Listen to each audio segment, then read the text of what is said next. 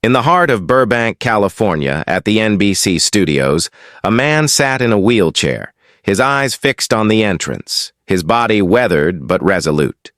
It was a typical day for the bustling studio, filled with the energy of Hollywood glamour, lights, cameras, and stars. But for one veteran, this was no ordinary day. It had already been 4 long hours under the relentless Californian sun, and still, no one had come to acknowledge his presence. His name was Sergeant Tommy Riley. Tommy was a young man in his early 20s, but the war had aged him far beyond his years. His legs had been taken from him in a fiery explosion on the distant battlefields of Vietnam. A once proud Marine, Tommy was now left to navigate life without the limbs he had taken for granted just a year ago. But he wasn't here for fame or fortune. And he wasn't here to ask for a favor, nor was he seeking pity. He just wanted to meet Dean Martin, the singer whose music had carried him through the darkest months of his life. Sitting in the wheelchair, his legless body seemed almost invisible to the world around him. Passers-by ignored him. The staff and security treated him as though he were just another piece of street furniture, an inconvenient presence that they wished would simply disappear. The security guard had already asked him 3 times to leave, each request growing more impatient. But Tommy would not leave, not this time. He had come too far, waited too long, and had too much at stake to give up now. It was the first time in months that he had ventured beyond the confines of his home. The months following his discharge from the hospital had been filled with silence, high loneliness, and a sense of uselessness. His once promising future had been stripped away in a single instant. He had watched his fiancée leave him, unable to cope with his new life, and his friends, who once celebrated with him, now struggled to find words of comfort. But there was one thing that kept Tommy going through it all: Dean Martin's voice.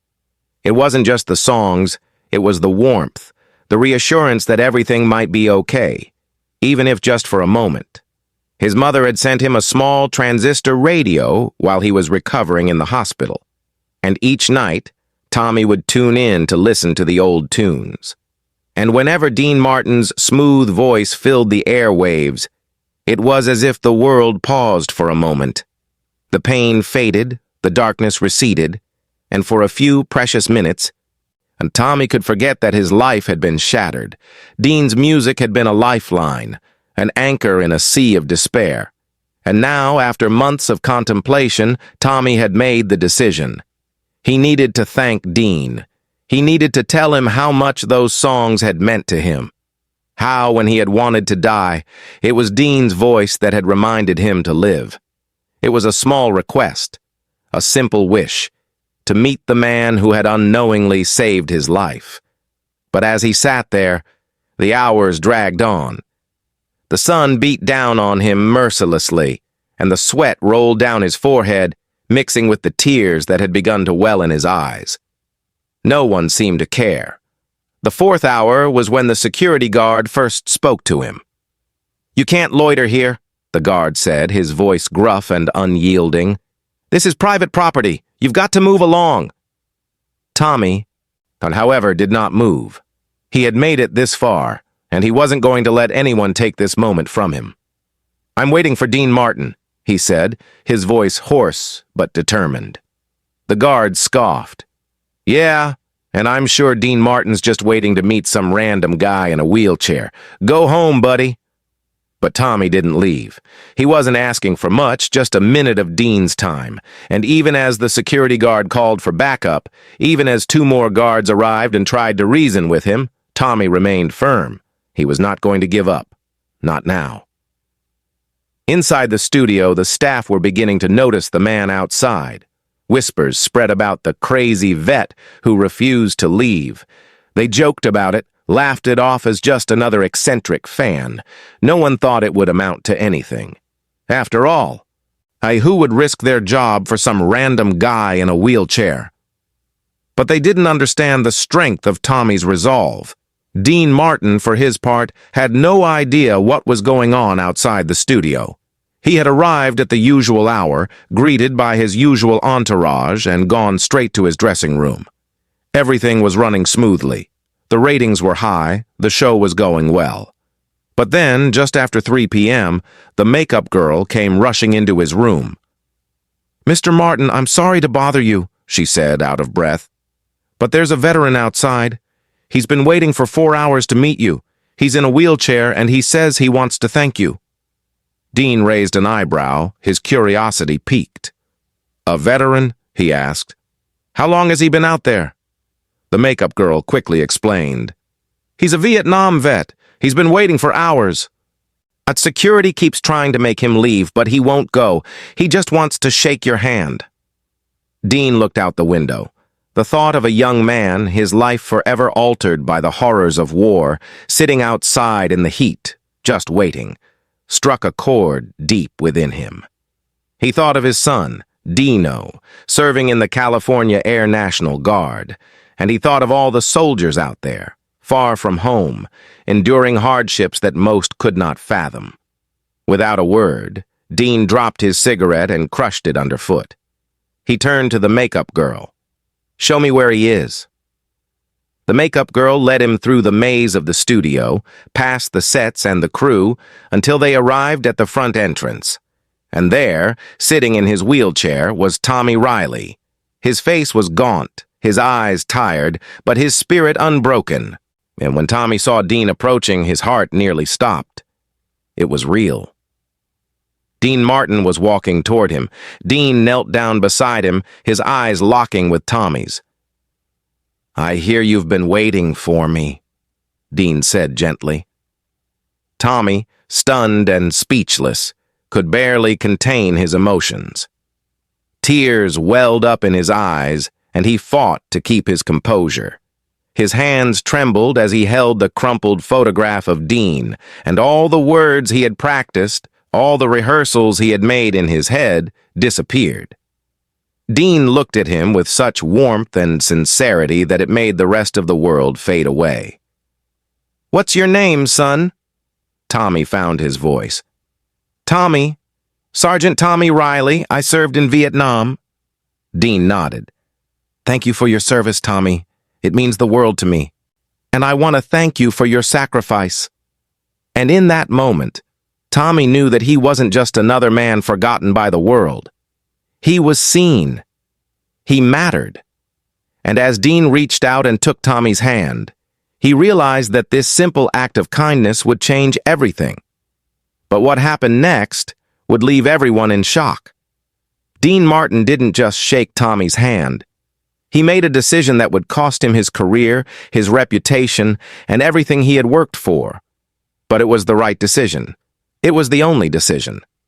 Dean Martin had always been known for his easy charm, his smooth voice, and his polished persona. To the world, he was a star, an untouchable icon who made millions laugh and millions more swoon with his songs. But beneath that glittering surface, there was a depth to Dean Martin that very few people saw. And he wasn't the kind of man to simply go along with what was expected of him. And on that day, standing before Sergeant Tommy Riley, Dean Martin was not thinking about the consequences. He was thinking about what was right. Dean had lived a life of comfort and success, but when he saw Tommy, this young man who had given so much for a country that didn't even know how to honor him, something inside of Dean stirred. It wasn't just that Tommy had lost his legs in Vietnam. It was the fact that nobody had taken the time to really see him. People had walked past Tommy for hours, ignoring his silent suffering, but Dean wasn't like them. He wasn't going to ignore this man. He wasn't going to let him wait any longer, in a wheelchair, outside a studio where everyone inside was oblivious to the sacrifice Tommy had made. "Tommy," Dean said softly, kneeling down so their eyes were level, "you matter, and I want to make sure you know that. You've been waiting out here for hours, and I think you deserve a lot more than that." In that moment, Dean made a decision that would change his life forever. He looked up at the makeup girl who was standing in the background, and without hesitation, he spoke the words that would set everything in motion. "I want you to bring him in," Dean said. "I want him on the show. I want America to see what this man has sacrificed. I want them to hear his story." The makeup girl, taken aback by the request, tried to protest. "Mr. Martin, that's not how we do things here. We have a schedule. There are rules." Dean interrupted her gently. "I don't care about the rules. This man waited outside for 4 hours to meet me. The least I can do is give him a few minutes on my show. No more excuses. Bring him in." Tommy, who had been silently listening to the exchange, couldn't believe what he was hearing. He had never imagined that a star like Dean Martin would even acknowledge his presence, let alone invite him to be a guest on the very show that had kept him going during the darkest days of his life. Tommy had come here simply to say thank you. But now it seemed he was being given an opportunity he never thought possible. The security guards, who had been standing by, were now visibly uncomfortable. They had seen Dean's sudden decision to involve Tommy, and they were unsure of what to do. Some of them exchanged glances, clearly feeling the tension in the air. But Dean Martin, unbothered by the discomfort of the people around him, continued to focus on Tommy. "Come on, Tommy," Dean said, offering him a hand. "You're coming with me." As Tommy was wheeled past the stunned onlookers, staff, crew, and executives who had all been too busy to notice his suffering, the atmosphere shifted. There was a palpable tension in the air.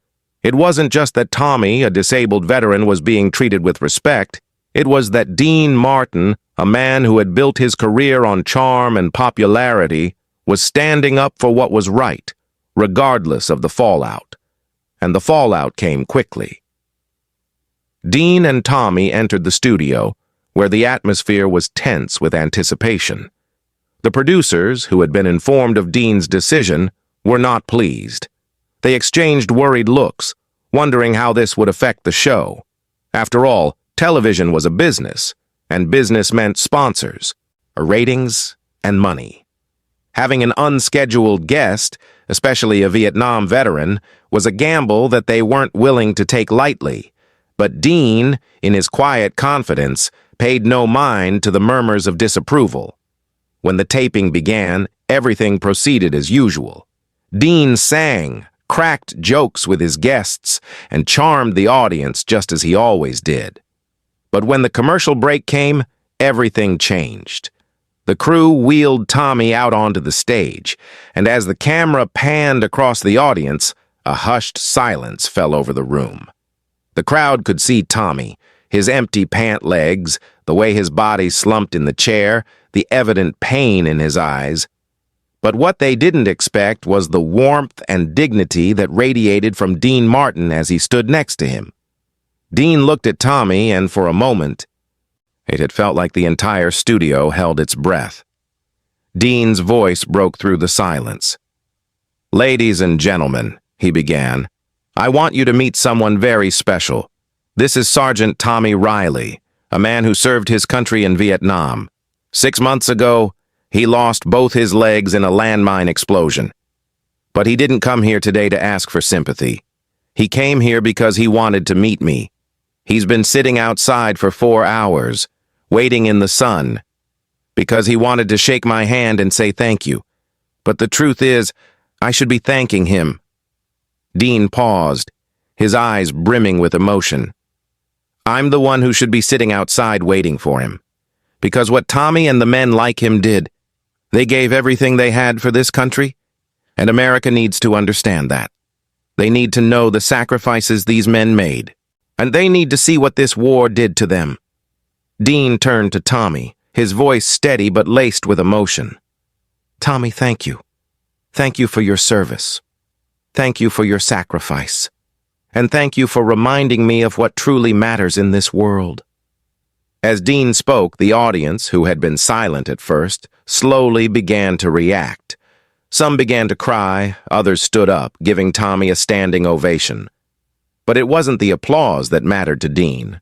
It was the fact that Tommy, and every other soldier like him, had been seen, had been heard.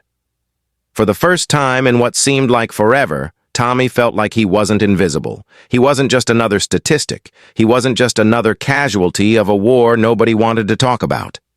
Dean's decision to let Tommy on his show was not just a personal act of kindness, it was a statement. It was a declaration that he would not stay silent while men like Tommy Riley were forgotten. In that moment, Dean wasn't just a performer. He was a man standing up for what he believed was right, no matter the cost. And little did he know that cost would be far higher than anyone could have imagined. As the applause began to fade and the cameras continued to roll, Tommy sat there, overwhelmed by the sheer magnitude of the moment. He had expected to feel out of place, to be ridiculed, perhaps even ignored. But instead, he was embraced in a way he had never been before.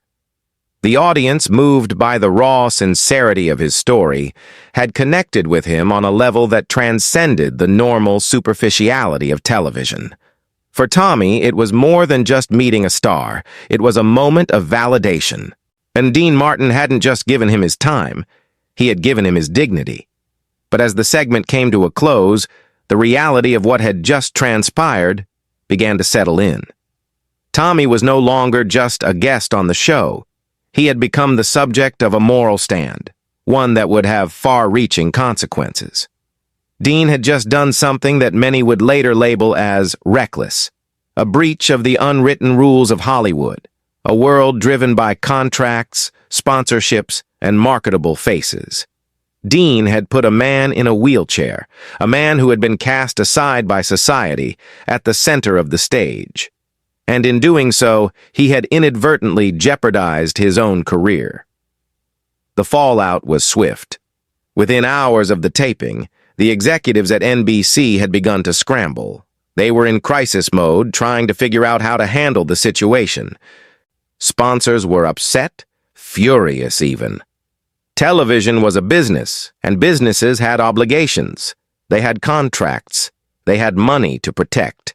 A veteran in a wheelchair might tug at the heartstrings of a live audience, but it didn't make for good ratings when the advertisers were threatening to pull out. What Dean had done was, in the eyes of many in the industry, a blunder.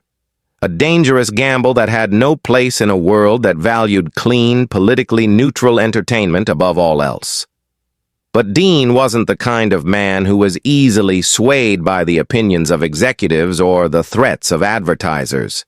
As he walked off the stage, he felt something that had been missing for a long time, a sense of clarity.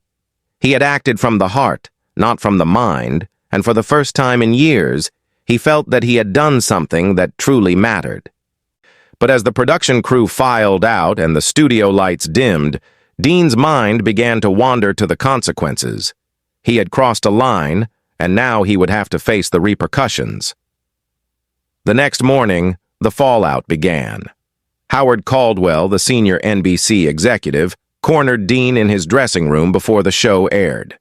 The look on Caldwell's face was grim, his posture stiff with tension. He was a man who had built his career on maintaining the status quo, and Dean's impulsive decision had shattered that delicate balance. He was the one who would bear the brunt of this storm. "Dean," Caldwell began, his voice tight with frustration, "you've put us in a tough spot. The sponsors are threatening to pull out. We could lose millions. This segment is a disaster. You can't just let anyone on the show. You know that. We have contracts, obligations to meet." Dean, still calm, met his gaze. "I don't care about the money, Howard. Not anymore. This isn't about ratings. It's about what's right. That man, Tommy, he gave everything for this country. And nobody, not you, not the sponsors, nobody, gets to silence his voice." Caldwell's face flushed with anger. "Dean, you can't be serious. This is television. We can't risk everything for a sentimental moment. You've crossed a line. If we air that segment, we lose advertisers, we lose credibility, and you lose your contract with us." Dean's eyes narrowed. He had spent decades building his career, his brand, and now he was being asked to sacrifice it all for what? For a moment of integrity? The choice was clear to him, even if it meant walking away from everything he had known. "You can fire me, Howard," Dean said flatly. But I'm not going to apologize for what I did. You've got to make a choice. You either air that segment or I walk. And if you cut it, I'll make sure the world knows why. You've got a choice to make, too. Caldwell hesitated. He could feel the weight of the decision pressing down on him. If he allowed the segment to air, NBC would lose sponsors and probably tarnish its reputation. But if he fired Dean, it would cost them a different kind of loss, one that wasn't just about money, but about the network's integrity, its image. Dean had been a trusted star for years, beloved by the audience, his presence synonymous with quality entertainment. Firing him would send a message that the network cared more about corporate profits than doing what was morally right. After a long, tense silence, Caldwell finally spoke, his voice resigned. You know the consequences. Don't expect any more help from NBC after this. Dean didn't flinch. He had already made up his mind. Fine, but I'm doing this for Tommy, for all the men like him who gave their lives and for the ones who never got a chance to be heard.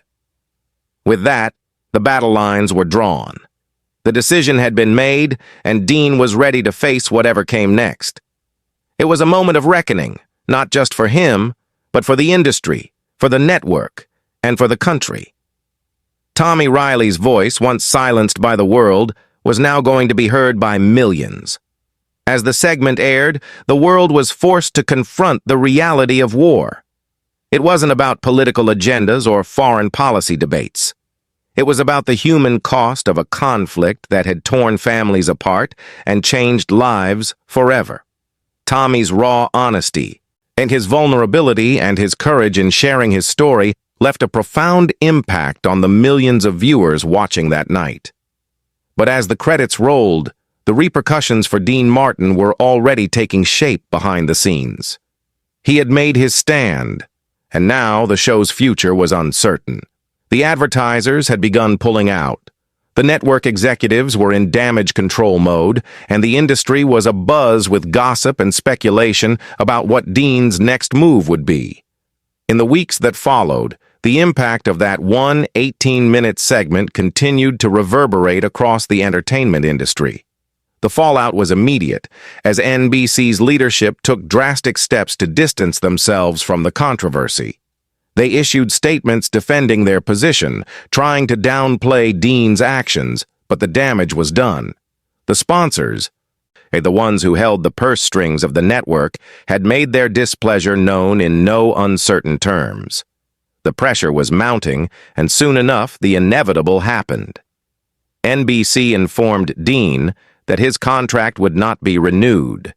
They called it a creative difference, a convenient excuse to avoid confronting the real reason behind the decision: Dean's refusal to toe the line. The network wanted a safe, profitable show that catered to the mass audience, not a show that made political statements or drew attention to uncomfortable truths. Dean had crossed a line they weren't willing to accept, but Dean was not a man who would be broken by such a decision. If anything, it had given him a sense of liberation. He had spent years as the epitome of Hollywood charm, playing by the rules, entertaining millions, and keeping his political opinions to himself. But now, he had made a stand. And despite losing his television show, despite the pressure from NBC, Dean felt freer than he had in years. The loss of the show didn't seem to faze him. Instead of retreating, he took his act to Las Vegas, where he continued to perform in the casinos and theaters, doing what he loved, making people laugh, making people sing along. He didn't need NBC. He didn't need the spotlight of primetime television. He had a new sense of purpose, one that went beyond fame and fortune. As for Tommy Riley, his life was forever changed by that one moment. He became a symbol, not just of the suffering that veterans endured, but of the resilience of the human spirit. He had been seen. He had been heard. And in that moment, he had found a new sense of purpose, too. Dean's decision to put him on that stage wasn't just about giving Tommy a voice. It was about reminding the world that the men who fought in Vietnam were not to be forgotten. Tommy and Dean remained close friends for the years that followed. Dean supported Tommy during tough times, helping him navigate the struggles of life after war. Dean even flew out to Bakersfield for Tommy's wedding in 1975, singing at the reception and raising a toast to the man who had taught him about courage and resilience. Dean's presence in Tommy's life was more than just an act of charity. It was the bond of two men who had faced adversity and found solace in each other's company. Dean's actions on that fateful day in 1969 would come to define his legacy, not as a star, not as a performer, but as a man who had used his platform to stand up for what was right, regardless of the cost. And for Tommy, that day was the turning point. It was the moment he realized that his life, though forever scarred by war, had meaning, that he mattered, that he would never be invisible again. And so Dean's final lesson to Tommy and to the world lived on. The power of a single question, the power of recognition, and the power of human connection. "What's your name, son?" That simple question, asked with genuine kindness, changed everything. As the years passed, the repercussions of that fateful day on October 23, 1969, continued to resonate deeply within both the entertainment industry and the hearts of those who had witnessed Dean Martin's act of defiance. The decision to air Tommy Riley's segment had irrevocably altered Dean's career, but it had also sparked a larger conversation about the treatment of Vietnam veterans, the nature of celebrity responsibility, and the price of personal integrity in a world driven by ratings and commercial interests. For Dean, the fallout from his actions was less of a burden than one might think. While NBC's decision to cancel his show and sever ties with him felt like a professional blow, Dean refused to let it define him. He had spent years being the entertainer everyone wanted him to be, the charming, laid-back crooner who could easily blend into the background of American pop culture. But on that day, standing up for Tommy Riley had awakened something in him that he had kept dormant for too long. The realization that his fame and success meant something beyond just entertainment. His platform, his influence, it could be used for something greater than simply making people laugh. It could bring attention to issues that mattered, to stories that needed to be told, and to voices that had been silenced for far too long. The media, of course, did not spare him. The mainstream narrative that circulated in the months following the airing of the segment painted Dean as a man who had let his emotions cloud his judgment. Critics within the industry said that he had taken a risk that no one else in his position would have dared to take, that he had jeopardized his career for the sake of a fleeting moment of compassion. But Dean, in true form, refused to back down. He had made his choice, and he wasn't about to apologize for it. Dean's stand for Tommy Riley had far-reaching consequences, and not just for the world of television, but for Dean's own sense of self. The years of playing by the rules had given him a career, yes, but they had also left him wondering about the true meaning of his life and his work. By standing up for Tommy, he had reconnected with his own humanity in a way that nothing else had ever done. He realized that he was more than just a star. He was a man who could make a difference, no matter how small, no matter how much it cost him. As for Tommy, the journey that had begun with a 4-hour wait outside the NBC Studios turned out to be only the beginning of his own transformation. At the time, he had no idea that meeting Dean Martin would lead to a lasting friendship that would sustain him through the hardest years of his life. And Tommy had come to that studio expecting nothing more than a handshake and perhaps a few kind words. What he left with was far more profound, not just the recognition of a man he admired, but the understanding that his life, no matter how scarred by war, still held value. In the aftermath of his appearance on the Dean Martin show, Tommy became something of a symbol, not just of the veterans who had come home to a country that didn't always know how to welcome them, but of the human capacity for resilience in the face of unimaginable pain. The appearance on the show had turned Tommy into an unlikely celebrity, but it wasn't the fame that he valued most. It was the validation. For the first time since his injury, Tommy felt seen, not as a casualty of war or a symbol of loss, but as a person, a human being worthy of respect and attention. And he had spent so much of his life feeling invisible, reduced to his disability, and yet here was a man, Dean Martin, who had seen beyond that. But the road ahead for Tommy was not easy. Despite the warmth and kindness that Dean showed him, Tommy's life after Vietnam was still filled with challenges. He struggled with the lingering trauma of war, both physical and psychological. There were days when the weight of what he had lost seemed too much to bear. The pain from his injuries was a constant reminder of the battle he had fought, and the battle he continued to fight within himself. But the friendship with Dean, and the belief that someone in the world saw him for who he was, helped Tommy find strength he didn't know he had. Dean's influence on Tommy's life went beyond just offering a brief moment of kindness. Over the years, Dean helped Tommy navigate the difficult transition from soldier to civilian. He assisted with finding work, offering financial support when Tommy was struggling, and perhaps most importantly, offering emotional support. Every year, without fail, Dean called Tommy on Christmas, a gesture that meant the world to a man who had so often been alone. When Tommy finally married in 1975, it was Dean who made the trip to Bakersfield to attend the wedding. He didn't just show up as a guest. He sang at the reception, gave a heartfelt toast, and danced with Tommy's mother. In that moment, Dean was not just the entertainer who had saved Tommy's life with his music, but a true friend, a man who stood by him when others would have turned away. The friendship between Dean and Tommy lasted for decades, long after the cameras had stopped rolling and the applause had faded. In the years that followed, Tommy got married, had children, and built a life that, while never perfect, was his own. And through it all, he never forgot the moment when Dean Martin walked out of a television studio and changed his life. As the years went by, the connection between Dean and Tommy remained unshaken. Dean continued to perform in Las Vegas, where his career had found a new home. He wasn't the young, carefree star he had once been, but his appeal never waned. His shows were still packed, and his fans still adored him. But in the quiet moments, when he was alone with his thoughts, Dean would often reflect on that one day in 1969, the day that had set everything in motion, the day he had stood up for Tommy Riley, and in doing so, he had found a new purpose in his life. By the time the 1990s rolled around, Dean was no longer the household name he once was.